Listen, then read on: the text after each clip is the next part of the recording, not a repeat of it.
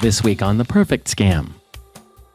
People have worked their whole life and saved up their money, and now they've lost it all, and now they're moving back in with their kids because they've mortgaged their house. Their health is declining. Their marriages fall apart. It really destroys their life. So every day that you're not making an arrest, you're not doing something, you just think laying in bed at night, like, oh God, like who else is losing their money tonight? Their life is being destroyed. So there's a lot of pressure to try to get it done.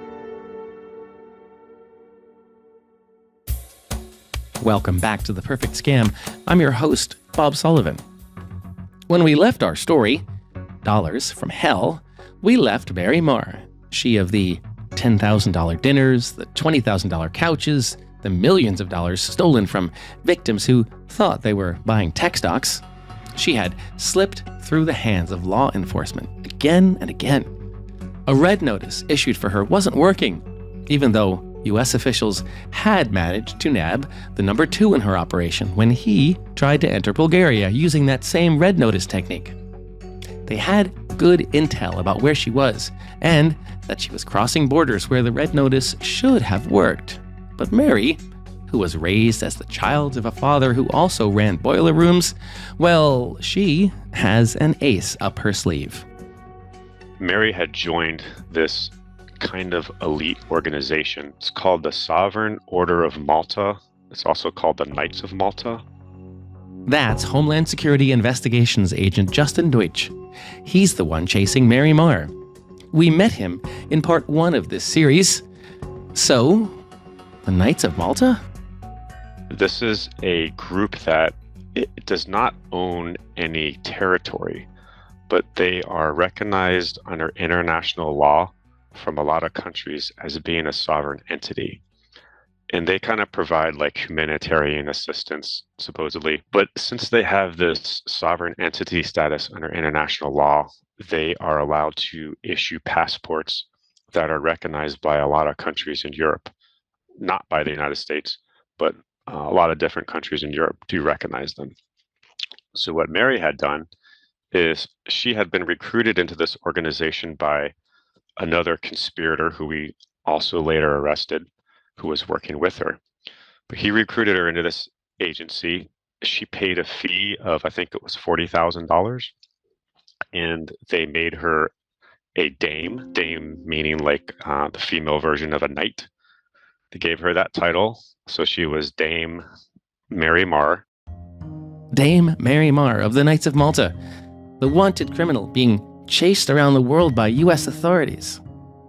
There's a whole ceremony and everything, and you can actually, if you Google her name and Knights of Malta, I think you can still pull up those photos from their website of her being knighted, given the Dame title, and she was given a diplomatic passport. And the diplomatic passport can be very powerful. Countries intimidated by the diplomatic status and often won't arrest somebody that's a diplomat. So she was able to evade arrest for several months by using this diplomatic passport and bouncing from country to country. Fitting of who Mary Marr was, she really enjoys having an impressive title. As we learned in part 1, Mary literally grew up in boiler rooms full of criminals selling fake investments. Her dad ran one in Spain. Then she started working at one, got very rich, and then moved into the money laundering side of the business. She'd been cashing checks for boiler rooms for many years when Agent Deutsch started chasing after her. When she was traveling on this diplomatic passport, did she know she was being hunted? Part of the time, yes, and part of the time, no. So she didn't necessarily seek that passport just to try to evade arrest. She saw it more of like a status thing. You know, she was flying around on private jets with these people that are supposedly doing humanitarian assistance in countries, living, you know, the high life, being called a dame and feeling important about what she was doing. I think that was the original motivation. But when she knew we were after her, yeah, of course she's going to use that passport to try to evade arrest. So while Mary Marr is flying around, still living the high life, Homeland Security Investigations agent Justin Deutsch is pulling his hair out. He's been chasing Mary since his investigation into her boiler room contracts began in 2016. And right now, he's stuck. Meanwhile, even though he's been able to arrest some of the members of her money laundering operation, losses for victims keep adding up. And this goes on for 6 months. It's causing Justin to lose sleep. I will say it's while you're doing it and working it, it's stressful, especially on a case where there's victims involved. Every day that goes by that this organization is still operating, you know that there's people being defrauded, people that are losing their life savings. And when you interview, when you have these personal interactions with these victims, it can take a toll on you because, for the most part, they're just these super nice people. They're, they remind me of my parents a lot of times. And they're not dumb people. They're professionals that, the reason that they're targeted is they have the money to lose. People have worked their whole life and saved up their money, and now they've lost it all. And now they're moving back in with their kids because they've mortgaged their house. Their health is declining. Their marriages fall apart. It really destroys their life. So every day that you're not making an arrest, you're not doing something, you just think laying in bed at night, like, oh God, like who else is losing their money tonight and their life is being destroyed? So there's a lot of pressure to try to get it done, but unfortunately, just the nature of these international cases and take a very long time. And remember, all this time Justin is still gathering evidence. So he's reading messages and email conversations like this one, sent to Marr by one of her criminal associates. So he knows exactly what they are doing. Hey, think about this. Right now, wires will be coming from England to Jefferson Bank and TD Bank in Consortium Solutions accounts. Both banks will be watching closely as the money goes right away out of the accounts to foreign destinations, creating potential problems like documentations, invoices, etc. Now picture this. Money received internationally to Jefferson and TD banks is wired through a domestic wire or deposited with a check into a third bank in the USA. Jefferson and TD Bank won't be suspicious as the money is going in the US.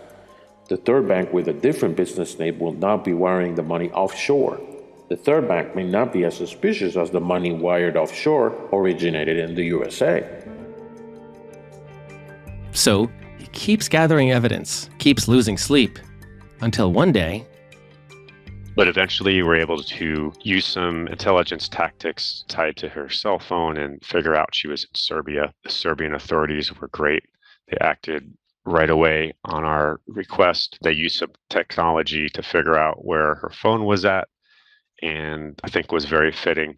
When they caught up to her and arrested her, she was in a beauty salon getting her hair and nails done when they arrested her and eventually extradited her back to the United States. She was in a nail salon. Amazing. Yep. The Dame of Malta, arrested, getting her hair and nails done. You're in this for almost 2.5 years at this point. Yes.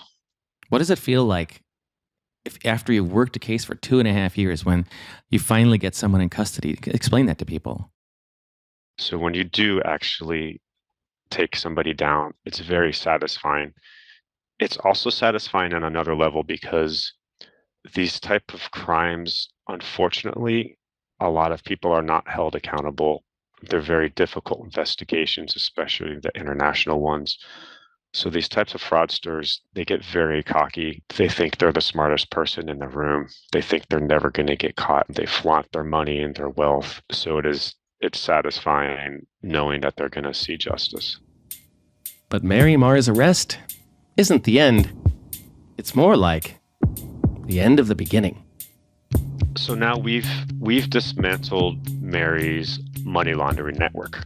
So we've only made a few arrests at that point. We had other people targeted that we knew worked for her.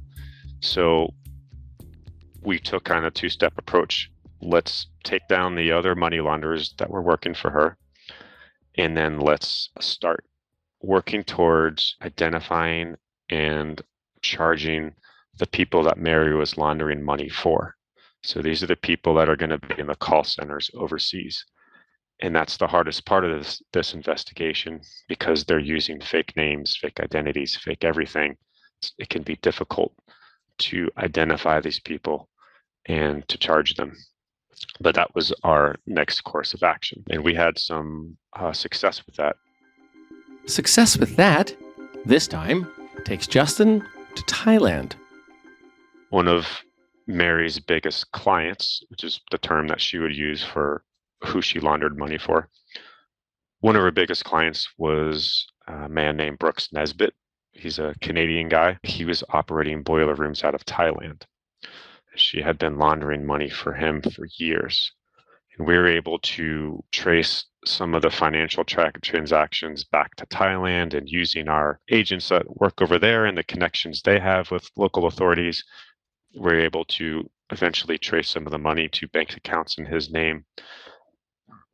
And we're able to find communications between Mary and Brooks Nesbitt on her phone and on emails and other places like that. Here's just a taste of some of those communications over WhatsApp between Marr and Nesbitt. Marr: let's get going. Dying. I need business. Nesbitt: me too. My expenses are killing me. Marr: okay. Any way I can help get the deals moving? And later, Nesbitt: send the dough directly to me at this account. I got all the cards ready. Site is up. AlliedSecuritiesCorporation.com. Marr: what's the company email? Nesbitt: info@AlliedSecuritiesCorporation.com. And even later, Nesbitt: I'm expecting a big week next week with this victim and my other guy here at least $150,000 plus. Marr: woohoo! He calls tomorrow. Authorities use those chats as evidence to indict Nesbitt.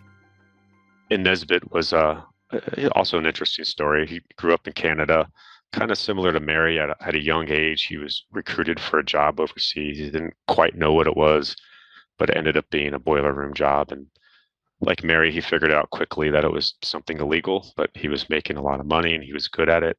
And he kind of worked his way up from being a junior sales guy to, by the time we arrested him, he was a boiler room owner who had his own boiler rooms and his own employees and was making a lot of money. So we eventually charged him in 2020, and I got to fly to Thailand and observe the arrest. Of course, when I'm in Thailand, I have no authority. I'm there as a guest, and Thai police are executing a warrant based on our request. But at that point, it's considered, a Thai arrest warrant, not a U.S. arrest warrant.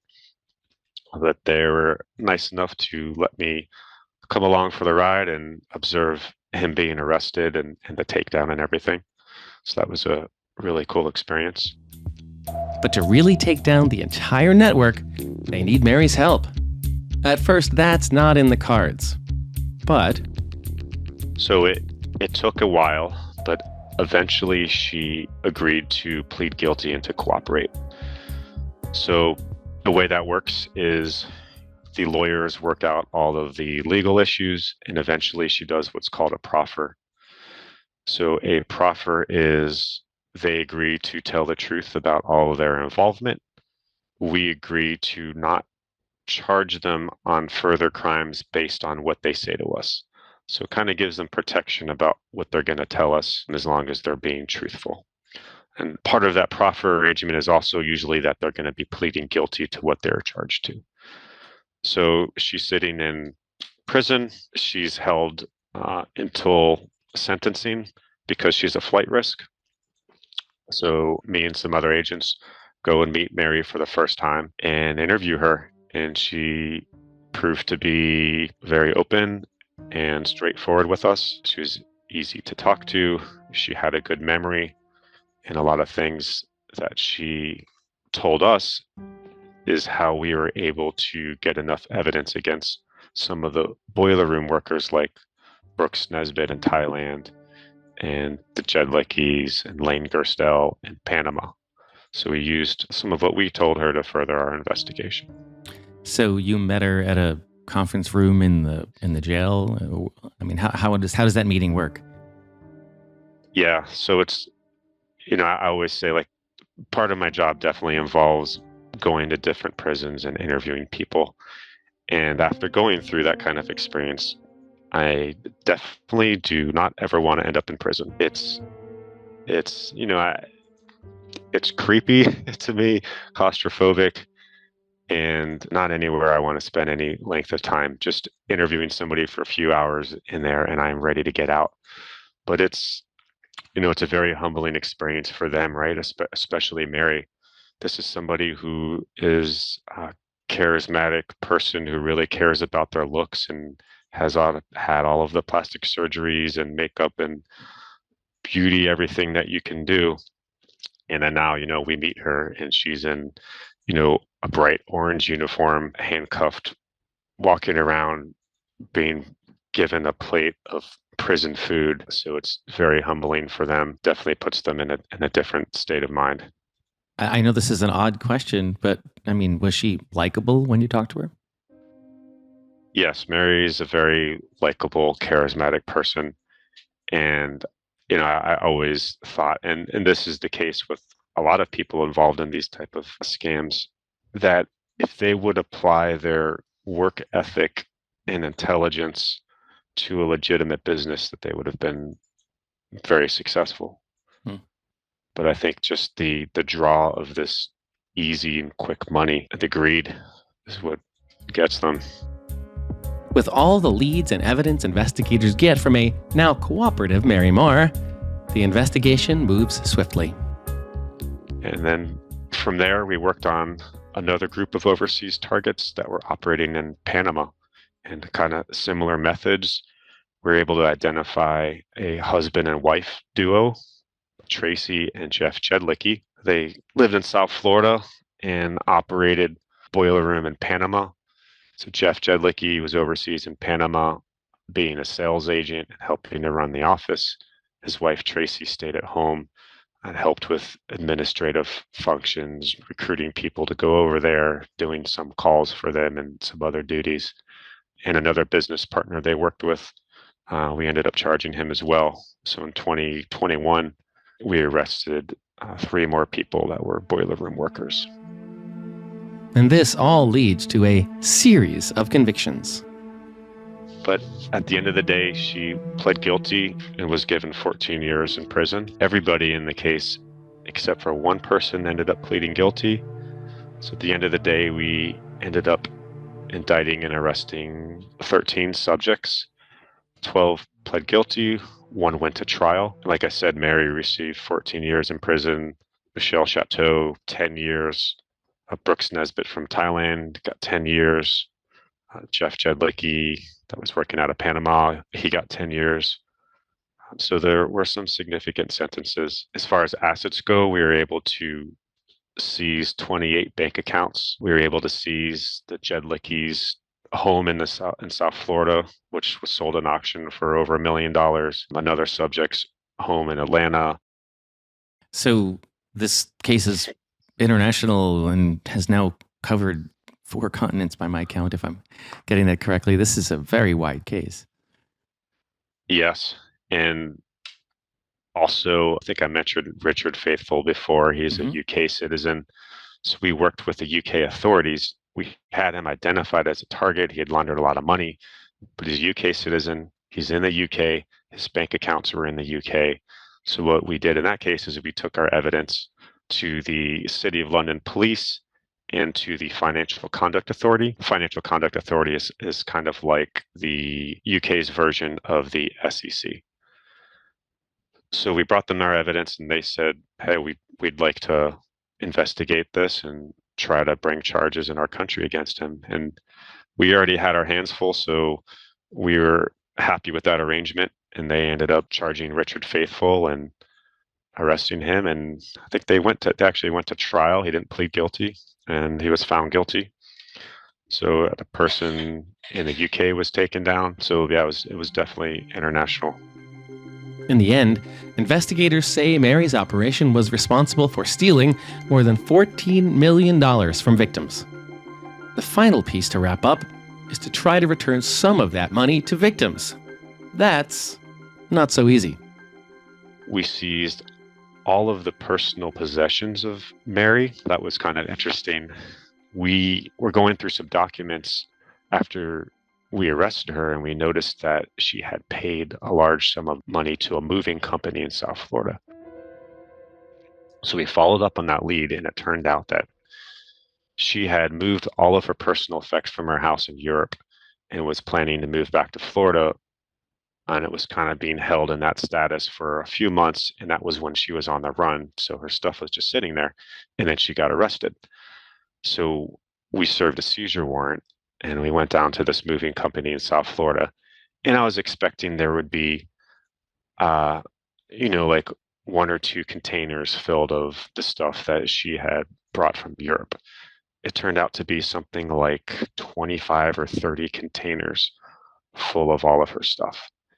And we had to go through all those containers and try to figure out, is this worth the government's time to seize this and sell it in auction or not? Because there's a lot of red tape, as you could imagine, to doing that. So, if you see something that's worth $100 and sell it in auction for $40, when you count the amount of time the government spent to do all of that and resources, it probably wasn't worth anybody's time. So, me and some other agents are going through these like 25 plus crates full of designer dresses and shoes and purses, and jewelry, and Louis Vuitton couch and statues and paintings. And I, of course, have no experience in any of this stuff. And I'm, holding up dresses and trying to Google the name on the tag and figure out, is this an expensive dress or a cheap dress? And should I take this or not? But we ended up seizing a lot of stuff from there and selling it at auction. So at the end of the day, we had about $5 million worth of assets that we seized. And the good thing is every penny that we seize will go back to the victims. The government doesn't keep any of it. $5 million, that includes the property, right? Do you have any even rough idea of what was what the value of the stuff that you seized, the dresses and the shoes and everything? So I think at auction it sold for around $100,000, but those people get really good deals on those auctions. Because I know, like, just the Louis Vuitton couch alone, I looked it up, was worth like 20 something grand, and we seize a lot more stuff than that. So I guess people got some good deals in that auction. I myself did not know that Louis Vuitton makes couches, so that's what I've learned today. Yep. $20,000 couch. Okay. People live different lives. I also, this makes me think there's a pretty good job out there for someone who wants to help you go through expensive clothes to figure out what they're worth. Yep, definitely. A fun consulting gig. Why does it take so long for Mary to be sentenced? Part of that had to do with when somebody's cooperating, a lot of times their sentencing is going to get delayed because they might get some credit on how much time they serve based on if their cooperation was helpful or not. So a lot of times the government will agree to delay their sentencing, and she's in prison the whole time anyway, so it's not like that's a huge benefit to her. She's still sitting in prison. Okay, so, and she's not only spending 14 years in jail, she's also got there's a big amount of restitution that she has to pay back if she ever gets out and makes money, right? Yeah, so whenever somebody's charged, that's part of it. They're given their prison sentence, and they're given an amount of money that they owe for the rest of their life. And this is calculated based on several different factors, but essentially, the portion of the fraud scheme that they're involved in. Yep. So for the rest of her life, the U.S. government has the authority to seize up to $14 million in assets from her. So when she's out of prison and she's working a new job, if she buys another house, we can come in and take that house. We can take money from her paycheck, everything for the rest of her life until that dollar amount is reached. For the rest of her life, Mary Marr will owe money to the victims of this scam.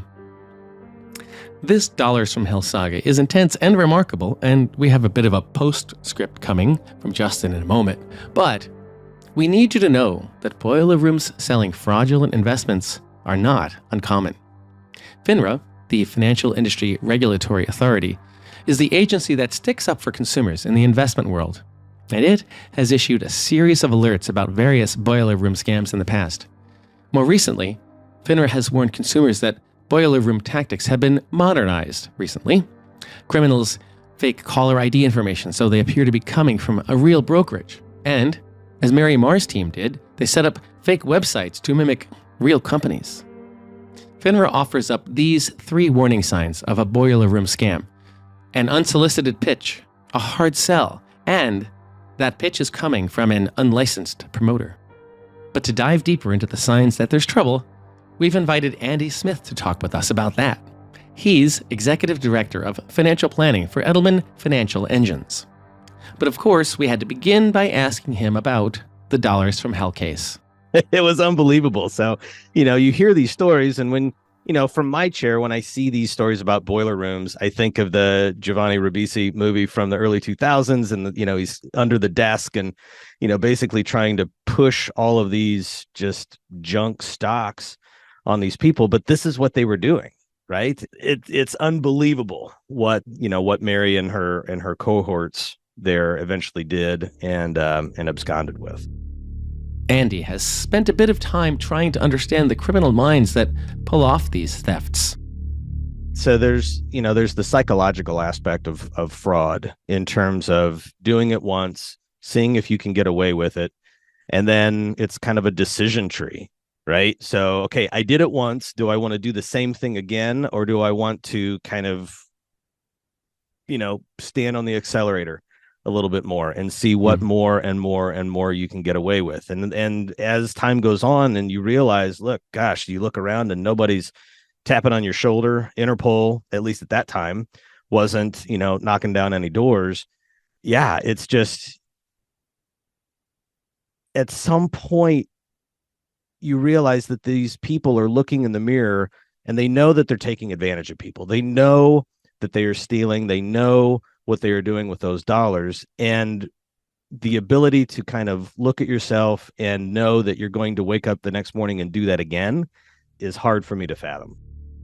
Why do boiler room scams persist? Why is this scam so effective for criminals? What I see is that when people will share news stories with me, or when we find that people themselves are, or have been the victims of different types of fraud, what I find is that there's just enough of a shred of truth. There's enough, just that little fact that makes everything else that you're listening to seem that much more real. So you could have 100 words, and if 10 of those words seem legit enough, then all of a sudden you start thinking differently about the 90 other words that have been coming out of these people's mouths.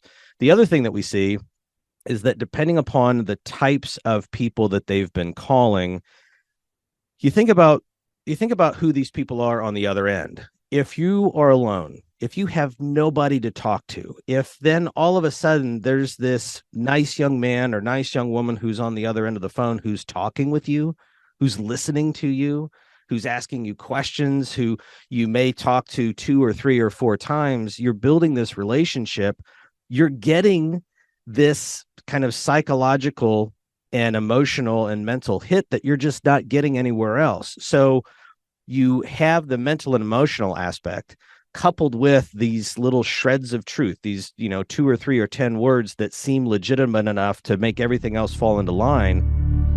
A shred of truth. For example, at the time Mary's boiler room was placing calls, tech stocks were soaring in value.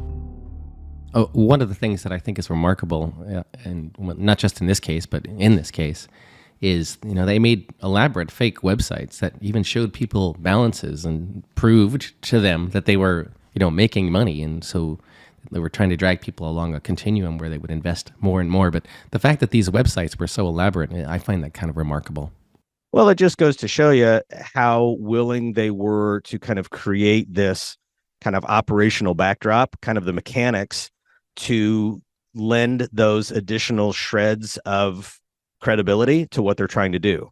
And so when you look at all of the different shell companies into which the money was going, not only would it go into one company, but it would immediately move to another account so that those banks wouldn't necessarily see all of the money moved out in rapid succession. So again, when you think about the shell companies that were being created, like you said, the websites that were being created, just the operational backdrop that these people were putting into it, these are not common con artists. There was a tremendous amount of thought, premeditation, and planning that went into this.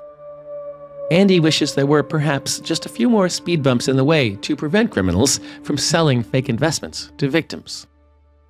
These people are sitting ducks because they just don't have anybody else to talk to. They have no frame of reference to say, hey, somebody called out of the blue and wants me to buy their precious gem collection. What do you think about that? And so you never want to be the person who tells mom or dad or grandma or grandpa, no, don't do something. But they really need almost this speed bump of sorts to say, hey, this is what I've heard. This is what people have been talking with me about. What do you think about this? The best speed bump of all is to hang up the phone when you get an unsolicited phone call for anything. But whenever you might consider investing money with someone, ever, it's essential to do your homework, to ask questions about who you're dealing with, even if you think you know them. How does someone know that a broker or a website or anyone they're working with who says they're selling stocks, that they're actually legitimately selling the stocks? There's any number of ways that you can do some due diligence and, ask different questions. An easy question to ask the person on the other end is, are you a fiduciary? Are you legally obligated? Are you duty bound to do what is in my best interests first, to put my interests before yours? Now, anybody can say that, right? But then there's some actual research that you would want to or need to do on your side as you start to figure out who this is that you're talking about, right? Go online, search the company name, search the person. You can look at reviews. You can look at any complaints with broker check, with SEC. There's any number of different outlets that are available for you to do these searches. And I readily welcome people to do that. Always ask questions. Even if the broker is someone who's been recommended by a friend or who you think you know. If the person selling you something is annoyed by your questions, well, that's a sign something might be wrong. When I'm talking with people and they say, well, what's your background? Why would I listen to you? I want them to look at me. I want them to research me, look at my background and everything else. If somebody's talking with you and says, oh, don't worry about that. What's the matter? Don't you trust me? I thought that we were friends. All of these different things. Look, we can be friends, but you have to do your due diligence. You have to figure out who this is on the other side. So go online, type in these people's names, type in these firms' names, go to broker check, get to the SEC. There are any number of outlets available for you to do this, do this sort of research so that you can figure out who it is that you're talking to. So do your research. But it's important to know, in the digital age, it's easy to fake websites and email addresses and phone numbers.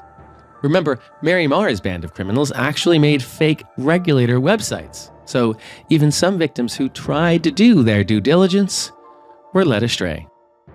Nowadays, we all do all this stuff online, and so it can feel really similar. In fact, one of the notes I have from this crime is that they created fake regulator websites. So maybe a consumer would go to the wrong broker check style website and look up a broker. So at any rate, just the fact that all of this is virtual now anyway, I think makes it a little bit harder for consumers to tell what's real and what's fake. You're absolutely right. We see that. I am on the board of directors for the local Better Business Bureau here in Indianapolis. And every kind of holiday season, there's all of these different charity scams. And there's any number of different tools that people can use, like charity navigators, different online reviews. But what we have found is that if these operators will change just one word or one letter. And so if you're just typing in stuff real quick and you don't look at it, if you don't kind of verify what you're typing, you're absolutely right. You can kind of hijack almost this traffic because your site address is just one letter, one character different. And now all of a sudden you're playing on that kind of trust factor where people were trying to do their due diligence. People were trying to research and figure out what was happening out there. But again, it just goes to show you kind of the the operational nature of what these scam artists were willing to do and did to make this happen. So, what is the one best way to protect yourself? The one tried and true way to make sure you're dealing with a legitimate stockbroker or financial advisor? Broker check is probably the best place to start. It's a way for you to enter the name of the person that you're talking to, the name of the institution that they're likely from. But if you can get out to broker check and do your research, that's a great place to start. From there, there's any number of other issues or other ways and resources in terms of FTC, Department of Labor, Better Business Bureau in your particular town. But if you can start with broker check, that's going to really do a lot of the heavy lifting to get you pointed in the right direction. And how do people find broker check? Go online. So go on, use your internet, web search of choice. And so basically brokercheck.finra, FINRA.org. And then you're prompted to type in individuals' names, their firm names, the city, state, or zip in which they operate. So you can search by individual, you can search by firm. That's going to be a great place for you to start. And then, like I said, from there, any number of different options, and resources are available. For a lot of people, going online is a little bit of a chore. It's a little bit of a burden. And like you said, in today's day, everything, everybody wants us to go online. You do all your research there. If that's difficult, if it's not an option, pick up the phone, call somebody, call the Better Business Bureau, call family members, talk with a neighbor, just physically have that conversation so that you can put words behind what you've experienced and what you're dealing with, so that together the two of you can kind of navigate a way forward. So it may be difficult for you to go online, but the person that you talk to may be absolutely able to help fulfill these sorts of research needs. I'm looking at Broker Check right now. It's a very straightforward and easy to use website, but I did not realize you can call them also. You can. The telephone number 800-289-9999. You can even schedule a call. So again, there's a number of ways for you to go about this. Brokercheck.finra.org, the helpline at 800-289-9999, or again, just pick up the phone, call somebody that you do know, that you do trust, and start this conversation together. And if you're already in the middle of a broker relationship and you're worried you're dealing with a criminal, begin that conversation immediately with family, with friends, with us here at AARP on our Fraud Watch Network helpline. Sometimes it's hard to admit you've been victimized, but coming forward is the best thing you can do as soon as possible. You're listening to this and you're thinking, oh my goodness, I think I have been the victim of something that these guys are talking about. If that's the case, it's okay, right? Unfortunately, you're not the first, you're not going to be the last. So if you do believe that you may have been the victim of something like this, get help. Call people, call somebody that you can trust to start working through this process. If you are listening to this and you think that somebody that you know is the one being taken advantage of, you have kind of a different duty of care, right? You're not necessarily going to own the problem or own the situation, but you're going to be making sure that the loved one is kind of safe, cared for, they understand what the issues are, and you're going to have to put certain things in place to make sure that these sorts of things don't happen again, and figure out just what exactly happened.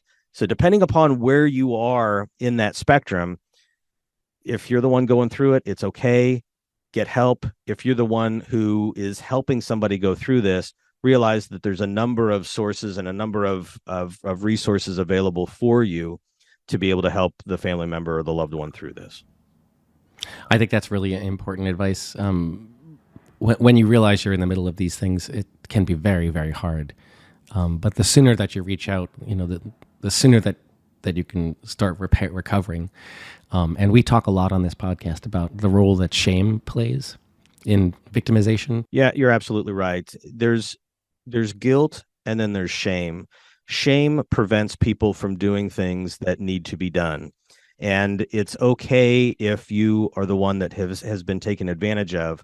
But if you don't take steps to make sure that you're not going to put yourself in similar situations again, or if you're not helping family members and loved ones kind of empower themselves to, protect themselves in the future, that's really the issue. And so try to find ways to work through that, get help, talk with people, and if you are working with somebody, make sure that you are working with a fiduciary. Make sure that you are working with somebody who is legally obligated, duty bound to put your best interests before your own. And, from there, just keep asking questions. Make sure that you're understanding what it is that's being put in front of you.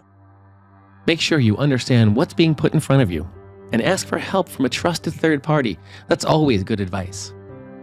After spending what feels like a lifetime on the Mary Marr case, what does Justin want people to know about it? Okay, so it's wonderful that you reached out to me to talk about this story. When you did that, you must have had in your mind, there's something you want people to learn from it. So what might that be? So I would say the biggest thing is, we've entered this age where the new norm is to do business remotely through the internet, on the phone, without ever seeing somebody in person. And it is really, really benefiting the fraudsters. They are making a killing. Don't do business with a company that you don't know 110% is an established, reputable company. Meet somebody face to face before you do business. And don't be afraid to ask for help if you're involved in something that you're not sure about. So a lot of times these victims, they might have 100 grand into it so far. And when you ask them, maybe at the end of the day, they lost $1 million. You talk to them, they say, after I had 100 grand and I thought maybe something was weird, but I already had so much in and I was embarrassed to admit I might be wrong, that I just kept going and hoping that it wasn't what I thought. So that would be my advice, to avoid falling prey to these type of scams. But there is almost always that moment where there's a little voice in you saying something's wrong, but for a whole bunch of reasons, you ignore that little voice. And I think that's probably the biggest thing I would like people to learn listening to you, is just never to ignore that little voice. Absolutely. And like you mentioned, shame and embarrassment is absolutely everybody I interview. And it's, people always say, how could I be so dumb? How could I let this happen to myself? And you're not alone. In this case alone, there's thousands of victims. These are professionals. We've had victims that were equivalent of IRS agents, but from other countries, victims that are lawyers, and victims that are investment brokers themselves in other countries. So you don't need to feel alone or embarrassed. There's a lot of people have gone through the same thing. And there's one more thing. Justin is pretty sure this won't be his last massive international crime ring investigation. I would say that, unfortunately, this type of fraud is increasing. It's not going away. It's because the fraudsters are international by nature. They know that they can oftentimes avoid investigation by, hey, the victims are in one country, but the money's in a different country, and the boiler rooms are a different country. So a lot of times, each country's law enforcement thinks that it's not their problem. The problem's in the other country. So they kind of use that international angle to avoid investigation. And unfortunately, it's not going away. We need more visibility to this and more resources to work these type of investigations, because they take such a long time and so much effort. Justin, well, the entire agency, urges anyone who sees suspicious or criminal activity to contact the HSI tip line by calling 877-4HSI-TIP. That's 877-447-4847. People can also go to the Internet Crime Complaint Center at ic3.gov. And that's run by the FBI, but a lot of different agencies like ours and IRS and other agencies all have access to that. And that allows you to fill out a detailed form about what happened to you or somebody else and how you're victimized and all the parties and information involved. And that's a tool that's really good for investigators to be able to look up to find victims and leads on investigations. FINRA has a bullet list of 5 things to look for to protect yourself from boiler room crimes, and we want to make sure we share those with you. They are: 1. Decide now to decide later. Never invest in something the first time you hear about it. Always take a pause, a real pause, like a day or a week or even a month, and give yourself a moment to do some research. 2. Check with regulators and other third parties. Use FINRA and the other sites we've mentioned to look for signs something is wrong. 3. Research the promoter. Specifically search for the person's name or the company's name to look for complaints. 4. Don't give second chances. It's common for boiler room callers to call again and again, even if you answer no the first time. Just keep answering no, just keep hanging up. And finally, remain vigilant. A criminal boiler room call can come at any time. When you're sick or distracted or something else is going on, it only takes a criminal one moment of vulnerability to steal from you. So, remain vigilant. If you receive what you think is a suspicious investment-related call, you can contact FINRA at its website. There's also a special toll-free securities helpline for seniors at 844-57-HELPS. That's 844-574-3577. And of course, you can always call the AARP Fraud Watch Network at 877-908-3360. For The Perfect Scam, I'm Bob Sullivan.